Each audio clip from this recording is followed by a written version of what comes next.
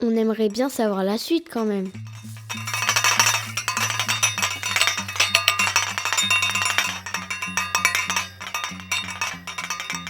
Le Père Noël ne décolérait pas. Tout ce long voyage pour ça? Je préfère largement ma forêt à cette forêt magique, se dit-il. Il est colère encore. Il pénètre alors dans la forêt. Il doit quand même reconnaître qu'elle n'est pas si mal, cette forêt. Le Père Noël débute ses recherches.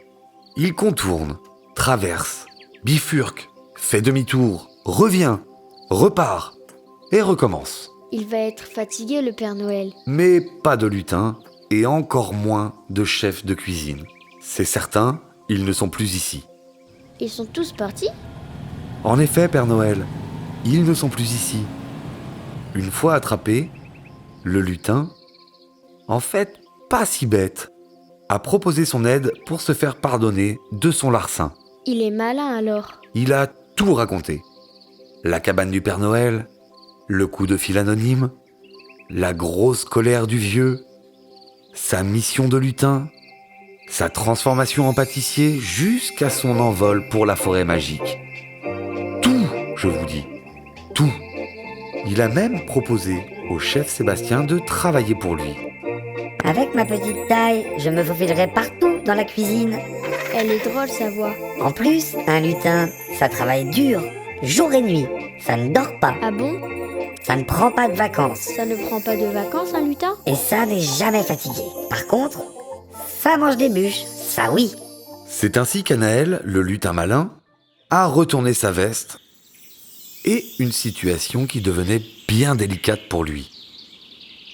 Une veste que le Père Noël n'allait pas tarder à retrouver, abandonnée dans la forêt. Ça va barder. Et c'est là que l'histoire se complique.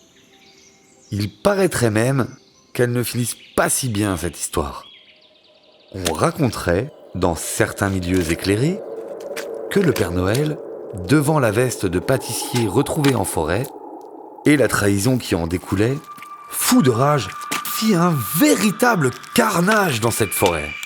Oh, n'importe quoi. C'est Halloween ou c'est un conte de Noël? En fait, l'histoire se termine très bien. Le Père Noël comprend que le lutin est parti avec les chefs et décide d'aller éclaircir tout ceci en se rendant sur place, à Avignon, dans les cuisines du restaurant aux papilles. Quelle ne fut pas la surprise du lutin lorsqu'il vit la porte de la cuisine s'ouvrir Il va se faire crier. et la silhouette du Père Noël s'avancer, menaçante. Le lutin resta figé sur place. « Anaël, mon fidèle lutin, tu es là !» Le Père Noël, ému, prit le lutin dans ses bras. En fait, il se faisait du souci, tout simplement. Oh, c'est mignon. Du coup, tout est bien qui finit bien. Oui, nous pouvons le dire maintenant. Cette histoire finit bien. Le chef Sébastien et le Père Noël ont conclu un accord historique. Les cuisines d'Aux Papilles fabriqueront les bûches. Le Père Noël, son traîneau et ses lutins se chargeront de la distribution. Un accord gagnant-gagnant et des bénéfices 50-50. J'aime bien cette fin. Et le lutin Anaël dans tout ça? L'histoire raconte que le lutin malin a définitivement été changé en pâtissier par le Père Noël et qu'il occupe aujourd'hui le rang de maître d'hôtel au restaurant aux papilles.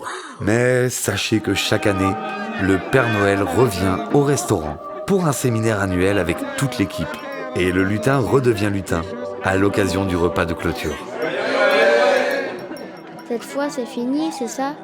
Le seul problème de cette fin, c'est que, avec la gourmandise intarissable d'Anaël, l'ancien lutin malin, il a fallu creuser une immense cave sous le restaurant pour y aménager une chambre forte. Et ça allait devenir un véritable problème. Mais c'est une autre histoire. Ça refait peur.